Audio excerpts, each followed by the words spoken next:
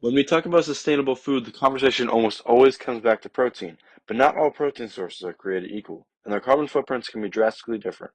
We'll be ranking the different proteins on a scale from 1 to 10, 1 having a lower CO2 emission and 10 having a higher one. First up is pea protein. Peas grow in cooler climates and naturally fix nitrogen, requiring fewer fertilizers and reducing fertilizer-fueled eutrophication. Peas are 25% protein and emit 6 kilos of CO2 per kilo of protein. The average production rate is 426 kilograms of pure protein per acre. Its natural ability to fix nitrogen sets it apart and makes it the best protein on this list for the planet. I rate it a 2.1. Next is soy protein. Its carbon footprint is 7.11 kilograms of CO2 per kilogram, an average of 49.1 bushels per acre, and 48 pounds of 48% protein meal per bushel means that soy produces 514 kilograms of pure protein per acre. When soy is grown on cleared land, its emissions can jump dramatically. But when soy comes from an established farmland, its footprint stays much lower. I rate it a 3.2. Next is hemp protein, a promising new plant protein that produces only 1.1 kilograms of CO2 per kilogram of protein. Short term, it might be better to stick with what we know until more data is released, as the most efficient way to harvest or grow this protein has not yet been discovered. I rate it a 5.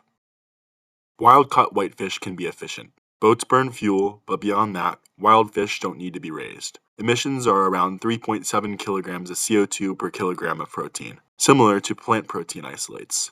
However, overfishing can become an issue. Farm-raised fish eliminates that issue with travel, but nutrient runoff and fish waste harms the ecosystem. I rate this a 5.7. Chicken comes next at 19.4 kilograms of CO2 per kilogram of protein. Feed production and manure management account for most of this footprint. It's one of the lower impact animal proteins, but still higher than the plant options. I rate this a 5.8. Finally, beef. Cattle produce methane, require lots of feed, and often use land that was once forested. Because of this, beef typically emits around 231 kilograms of CO2 per kilogram of protein, dwarfing the other proteins on this list. The massive feedlots most often used to raise cattle lead to tremendous amounts of manure being washed into local waterways, which contribute to both pathogen risks and eutrophication. I rate this a 9.6. So what's the takeaway? Plant proteins, especially hemp and well-sourced peas, have the lowest climate impacts. Animal proteins vary widely, but beef stands out as a clear outlier. Understanding these differences helps us make food choices that are better for our bodies and our planet.